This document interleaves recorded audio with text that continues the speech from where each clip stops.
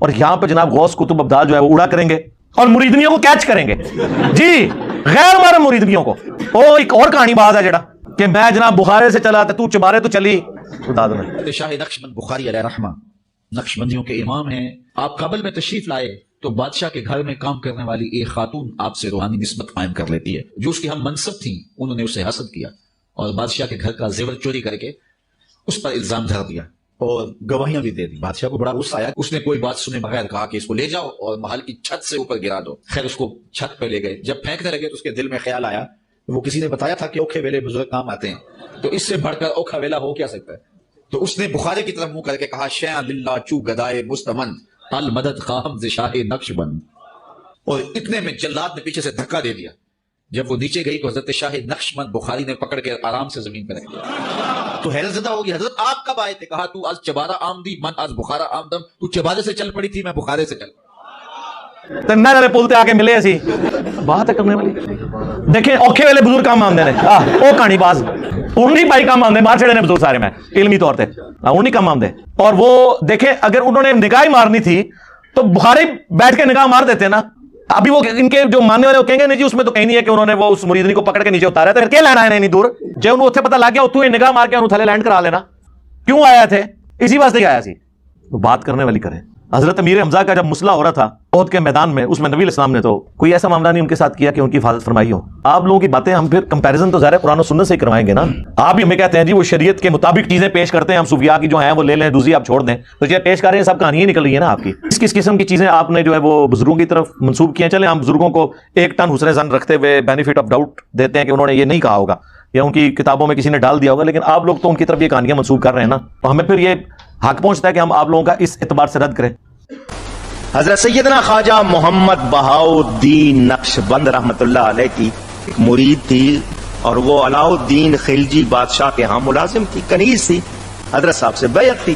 یہ بادشاہ بڑا سخت قسم کا تھا. اس سے کسی بات پر ناراض ہوا اور حکم دیا کہ اس کو سزا دو. سخت سزا کیا ہوتی تھی؟ وہ قطب مینار جو 250 فٹ اونچا اس کے اوپر لے جا کے نیچے پھینک دیتے تھے. وہ بندہ مر کھپ جاتا تھا، ہڈیاں ٹوٹ جاتی تھی. اس لڑکی نے معافی چاہی، بادشاہ نے معاف نہیں کیا. جلاد پکڑ کے مینار پر لے گئے قطب صاحب کے. اس لڑکی کو یقین ہو گیا کہ انہوں نے مجھے چھوڑنا نہیں. جس وقت انہوں نے پھینکنے کے لیے اٹھایا، نیچے پھینکنے لگے، اس نے اپنے پیر کو پکارا. کس کو؟ پیر کو پکارا. حضرت جی مدد کرو. آنکھیں اس نے بند کر لی. جلادوں نے اوپر سے پھینک دیا، مگر اس کتنے منٹ لگتے ہیں، کتنے سیکنڈ لگتے ہیں زمین میں آنے. اس نے آنکھیں بند کی ہوئی، یوں لگا جیسے کسی نے گود میں لیا ہوا ہے. آنکھیں کھولی تو وہ زمین پر صحیح سلامت تھی اور حضرت صاحب سامنے تھے. حضرت صاحب شاہ نقشبند کا شہر بخارا، اور یہ آئی تھی قطب مینار سے. مینار کو منارہ کہتے ہیں. اس نے دیکھ کے کہا حضرت جی آپ کہاں؟ فرمایا تو از منارہ آمد من از بخارا آمد.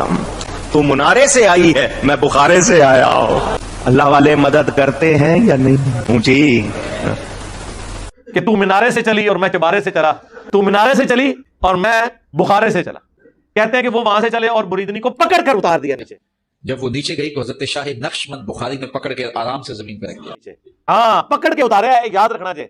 ہاں نبی علیہ السلام نے کبھی، بخاری میں الفاظ اما عائشہ کہتی ہیں نبی علیہ السلام نے کبھی کسی عورت کو نہیں چھوا بیعت کرنے کے لیے بھی. اور تواڈے پیر، اور پھر نام اس طرح لیتے ہیں خواجہ بہاؤاللہ نقشبند. حضرت سیدنا خواجہ محمد بہاؤالدین نقشبند رحمت اللہ علیہ. اور تسی 50 بھی نال اور رکاب لا دو، سانو ایک رتی برابر فرق نہیں پیندا.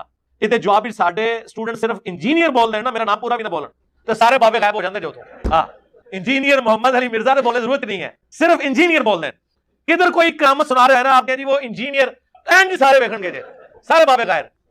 ایک اور کہانی باز ہے جی، وہ کہتا ہے جناب وہ ابو الحسن خرقانی ایک بزرگ گزرے، یہ حضرت باعزید بستامی کے سجادہ نشین تھے. اتنے بڑے آدمی تھے، اپنا جوبہ دیا محمود غزنوی کو. جب مشکل آئی تو دعا مانگنا آگے رکھ کے اللہ فتح دے دے گا. تو محمود کہتے ہیں جب سومناتھ کے مندر نہیں فتح ہو رہے تھے تو میں نے بابے کا جوبہ سامنے رکھ کے دعا کی تو اللہ نے مجھے فتح دے دی. کہتے ہیں بابا جی رات خان میں ملے تو کہنے لگے تو نے کیا قیمت ڈالی میرے جوبے کی؟ کہا حضور کیا مطلب؟ فرمانے لگے تو میرا جوبہ سامنے رکھ کے دعا کرتا کہ یا اللہ ہندوستان کے سارے کافر مسلمان ہو جائے تو اللہ نے توفیق ایمان دے دینی. یہ تو نے کیا دعا مانگی؟ دیکھیں جی محمود غزنوی کو ابو الحسن خرقانی سے مل کے آئے تو ان کو ایک کرتا دیا جی انہوں نے، جوبہ.